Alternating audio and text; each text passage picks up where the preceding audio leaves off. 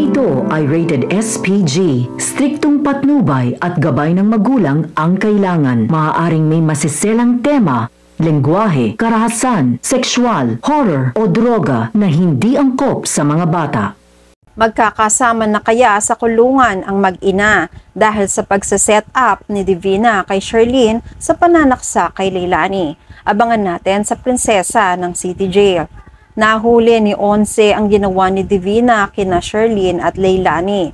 Nagulat si Divina sa naging reaksyon ni Onse dahil kahit sinabi niyang nakita lang niya ang dalawa ay nakahandusay ay hindi siya pinaniniwalaan ni Onse.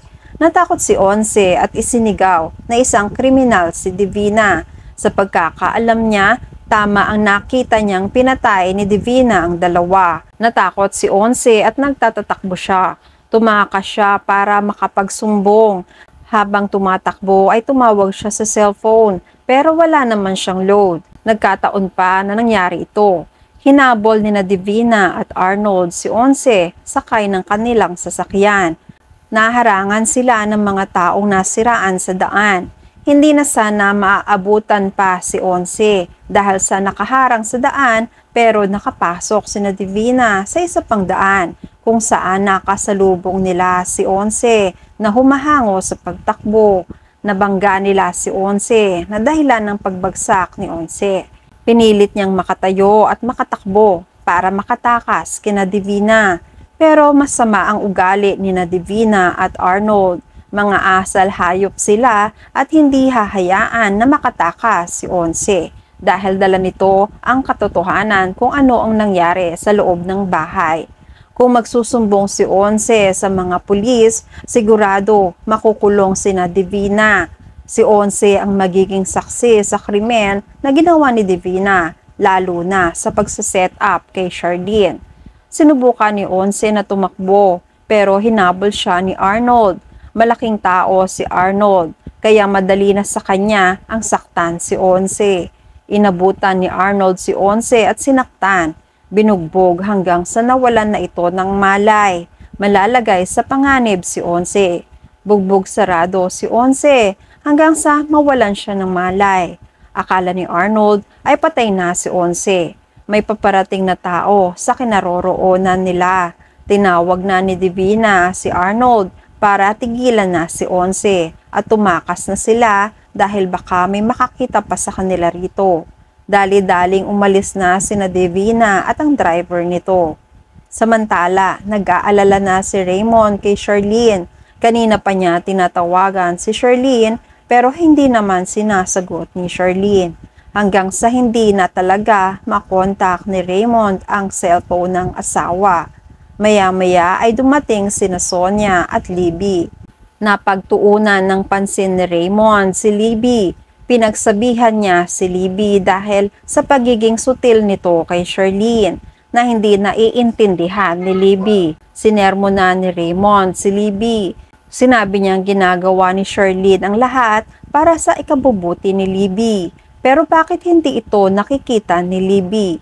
Parang umakyat na naman ang inis ni Sonia sa ulo niya kay Sherlyn. Ayaw niyang pinagtatanggol ni Raymond si Sherlyn at mas lalong ayaw nito nakakampihan ni Raymond si Sherlyn at mapapagalitan lang si Libby. Sinisisi ni Sonia si Sherlyn. Binalik niya ang sermon kay Raymond kung bakit pa pinagtatanggol ni Raymond si Sherlyn. Samantalang, hindi naman perpektong ina si Sherlyn. Tumaas ang boses ni Sonia kay Raymond sa sinabing gawain ba ng isang ina na hindi niya pinapaalam sa pamilya niya kung nasaan siya naroroon. Biglang natahimik si Raymond dahil ayaw niyang makipagtalo pa sa ina. Pero sinabi ni Raymond na baka abala lang si Sherlyn. Maya-maya ay tatawagan na lang niya ulit. Samantala, nagising na si Sherlyn. Pagmulat ng mata niya, nakita niyang nakahandusay pa rin si Leilani na walang malay. Sigaw siya ng sigaw para humingi ng tulong. Maya-maya ay dumating ang mga pulis na tinawagan ni Jenny para ma-set up si Sherlyn. Tinutukan si Sherlyn ng mga pulis na pag-aakala na si Sherlyn ang may gawa ng krimen kay Leilani. Nagulat si Sherlyn na may hawak pala siyang patalim. Hindi siya makapaniwala. Hindi niya maalala ang nangyari bago pa man siya nawalan ng malay. Takot na takot si Sharlene sa sobrang pagkabigla at takot na baka makulong na naman siya sa salang hindi naman niya kasalanan. Nagtatatakbo na si Sharlene. Naisip niya na baka makulong na naman siya. Natatakot na siya na mapadpad muli sa kulungan. Tumakbo siya habang sinasabi sa sarili na inosente ako, tulungan niyo ako. Sobrang natataranta na si Sharlene. Sinubukan niyang magtago para hindi siya mahuli. Samantala, sa kulungan, nahuli ng warden ang pang-aapi kay Princess. Pinagtanggol ng warden si Princess at dinala siya sa opisina. Kinausap ng warden na hindi porket sinabi niya na makakatulong si Princess sa pagpapaunlad ng facility ay hahayaan na lang niya na apihin siya ng mga kakosa niya sa loob. Kailangan maging matatag si Princess at kung kailangan niyang lumaban, hindi pwede ang mahina rito. Sumagot si Princess na ayos lang naman siya. Huwag na rin sabihin sa tatay niya ang nangyari sa kanya. Sa pag-alok ng warden ng chocolate sa kanya ay parang nakaisip ng paraan si Princess para makasundo niya ang mga kasama niya sa selda.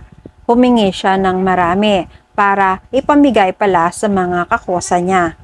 Sa pagbalik niya sa selda, magaan ang loob niya. Sinabi ni Princess na may chocolate siya. Masaya niyang tinanong ang mga kasamahan, kapalit nito ay bibigyan niya ng chocolate ang mga magpapakilala. Unang nagsalita ang pinakasiga sa kanila. Nagpakilala siya si Vanessa. Tinapos niya ang buhay ng kapitbahay nila dahil sa pagiging bida-bida nito na parang si Princess. Nagsigawan ng mga kakampi ni Vanessa. Inagaw ni Vanessa ang lahat ng chocolates ni Princess. Parang sabik na sabik sa tsokolate. Nagulat si Princess at wala na siyang nagawa. Hinayaan na lang niya na kuhanin lahat ni Vanessa ang lahat ng hawak niya. Sa oras ng pagkain nila, sinundan si Princess ng mga siga. Mainit talaga ang ulo ni Vanessa kay Princess. Sinundan niya si Princess at inapi-api na naman hanggang sa nakita ni Vanessa ang isang timba ng pagkain ng baboy. Ito raw ang dapat kainin ni Princess.